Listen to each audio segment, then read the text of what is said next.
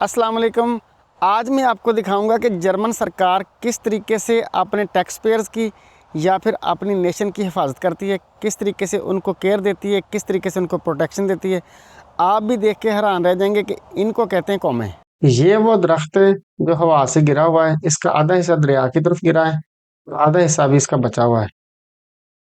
ये जो आपको नहर से नज़र आ रही है, दरिया का एक पार्ट है।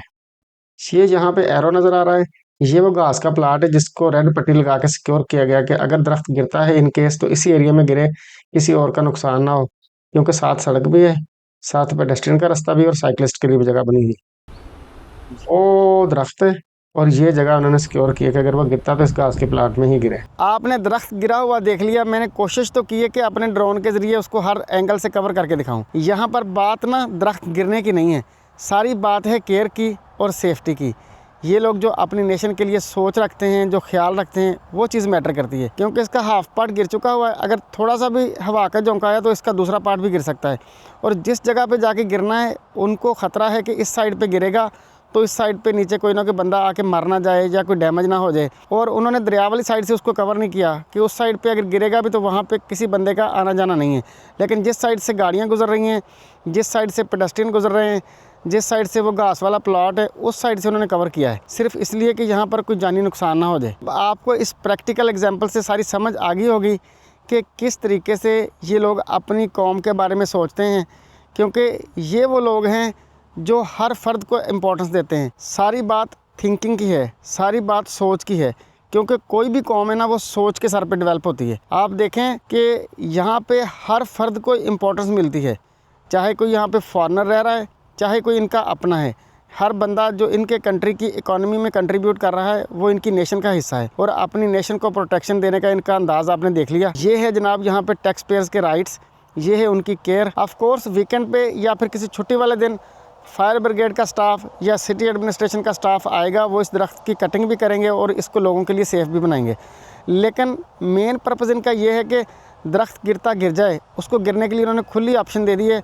वो जगह उन्होंने उसके लिए जो ना सिक्योर कर दिया, अगर गिरेगा तो इस जगह पे गिरे। उन्होंने सोचा कि दरख्त गिरता गिर जाए लेकिन कोई इंसान अपनी डिग्निटी से ना गिरे, तो उन्होंने इंसानों की केयर के लिए जनाब आपके सामने है कि किस तरीके से जो ना इसकी प्रोटेक्शन की हुई है। इसीलिए तो किसी फिलासफर ने कहा है कि a strong nation is not built by the tall buildings and roads and bridges but by the safety and care it gives to its people. कि जो ताकतवर कौमें होती हैं ना, वो बड़ी बड़ी इमारतें या फिर पुल या फिर सड़कें बनाने से नहीं बनती, बल्कि वो उस केयर और सेफ्टी या प्रोटेक्शन से बनती हैं जो वो अपनी कौम के लोगों को देते हैं। आप देखें कि जर्मनी वालों ने 2 जंगें लड़ी हैं, 2 आलमी जंगें, 1914 से लेके 1918 तक, और दूसरी जंग थी 1939 से 1945 तक।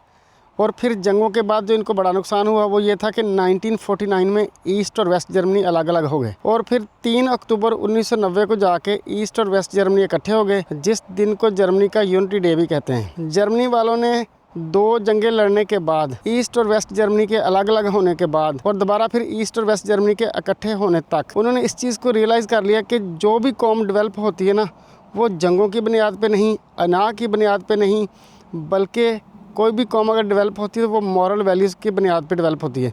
तो उन्होंने फिर मोरालिटीज़ के ऊपर, अखलाकियात के ऊपर वर्क किया। और उसी की ये वाली एक छोटी सी मैंने आपको मिसाल दी है कि ये मॉरल वैल्यूज़ लेके जब कोई कौम डेवलप होती है तो फिर उसको कौम कहते हैं। अदरवाइज़ बेहंगम दुनिया है, कोई इधर को जा रहा है, कोई इधर को जा रहा है, किसी को कोई पता नहीं, नफसा नफसी का आलम है। यहाँ पे भी सब कुछ है, लेकिन जो कौम की पहचान है ना, वो मॉरल वैल्यूज से होती है। जर्मन्स अपनी कौम के बारे में इस तरीके से क्यों सोचते हैं? क्योंकि इनके नज़दीक है कि अफराद के हाथों में है अक़वाम की तकदीर, अफराद के हाथों में है अक़वाम की तकदीर। हर फ़र्द है मिल्लत के मुकद्दर का सितारा। इस कंट्री में, इस कौम के अंदर ये है कि ज़ख़म लगने से पहले ही मरहम रख दिया जाता है। यहाँ पे ये नहीं होता कि अगर कोई गटर का ढक्कन खुला हुआ है तो वो 10-10 दिन खुला ही रह गया है, कोई उसमें फैमिली गिर के मर जाए, किसी के घर का कमाने वाला मर जाए, या फिर जो ना अगर कोई बिजली का खंभा है उसकी तार टूट गई तो वो लटकती रही हवा में, वहाँ पे जितना मर्जी नुकसान हो जाए। या फिर ये नहीं होता कि अगर रोड के अंदर कोई खड्डा है तो उसको कवर ना किया जाए, ये ना हो कि वहाँ से गाड़ियाँ गुजरती रहें और गाड़ियाँ लोगों की टूट जाएँ, लेकिन वो खड्डे को किसी ने कवर नहीं करना, ना उसकी रिपेयरिंग करनी है। ऐसा कोई चक्कर नहीं है। ये लोग अपनी कौमों पर इन्वेस्ट करते हैं। इनको पता है कि ये जो कौम है ना, इसी के सर पे मुल्क है और इंसानों के सर पे, अफराद के सर पे ही जो ना कंट्रीज़ की तकदीरें बदलती हैं। मेरा ख्याल है आपको मेरा मैसेज समझ आ गया होगा। अपना और अपने प्यारों का बहुत सारा ख्याल रखिए और मुझे आप अपनी दुआ में याद रखिए।